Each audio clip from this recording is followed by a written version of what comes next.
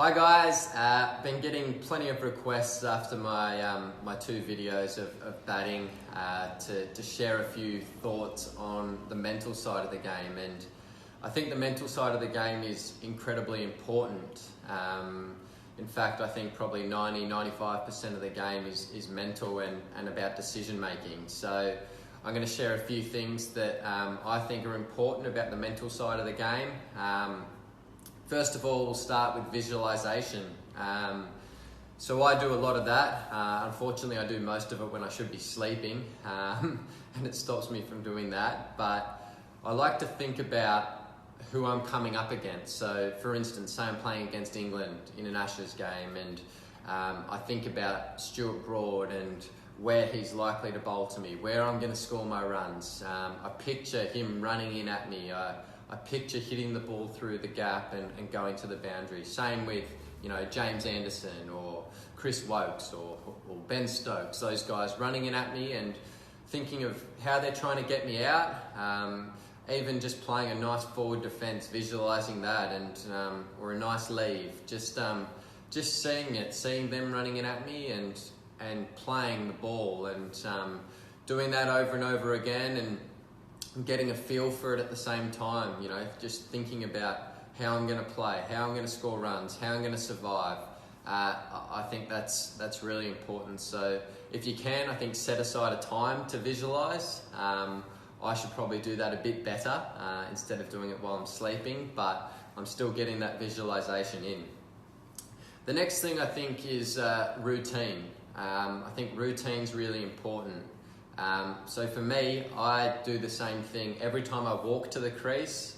From the moment just before I cross the rope to go out on the field, I do the same thing all the way to the middle.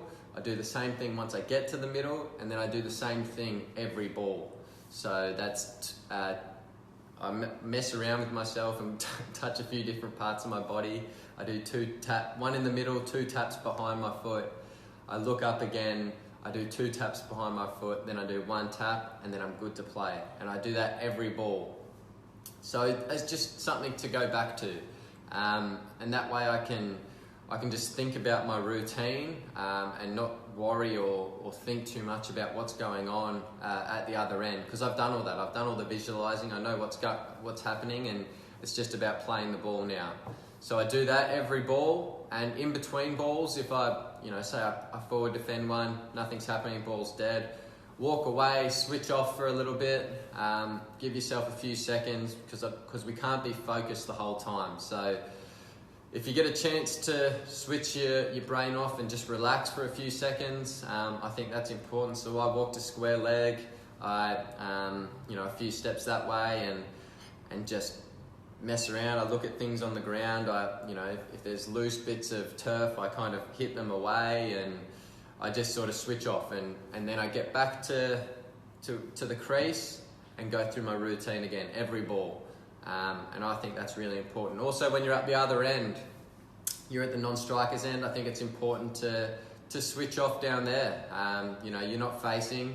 Obviously, you want to be helping your mate out as much as you can at the other end, but that's a time for you to switch off and give your mind a chance to have a break. Because if you're going to bat for long periods of time, you can't be focused the whole time. You've got to switch your brain off, switch it back on, switch it off, switch it on, and I think that's really important.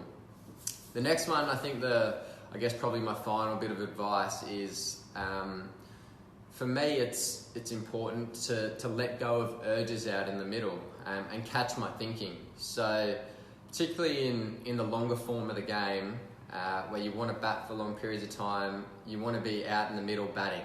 So you can't score runs back in the shed. So for me, catching my thoughts are really important. So if I get a thought in my mind where I'm feeling really good and I just want to smack someone, that happens every now and again. I just want to smack someone, and a lot of the time if I try and do it, it'll probably come off.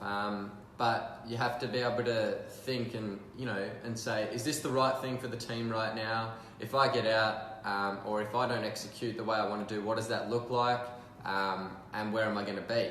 And if I mess it up, there's a good chance I'll be back in the pavilion and I'll be angry at myself for making a mistake. So catch my thought and say, right, no, it's not time to do that. It's time to just focus on the ball and play whatever comes at me. I think you can, the shorter the formats go, so one-day cricket and T20 cricket, you can let those thoughts come in sometimes and you can give in to those urges. T20 cricket's about scoring runs at a pretty good rate, so more improvisation, more premeditation. You can do that in the shorter formats of the game because you can take more risks.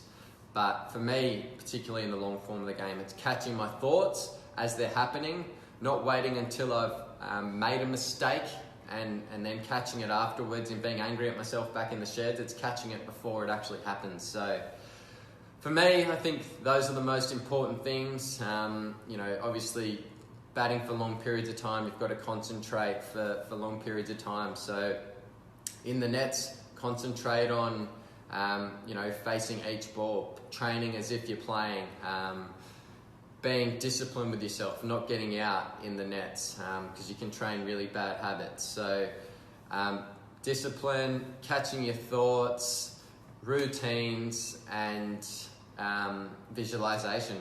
They're the big ones for me when it comes to the mental side of the game. Hope you guys have enjoyed the video so far. Let me know what you guys think, and we'll do another one of these soon. Cheers.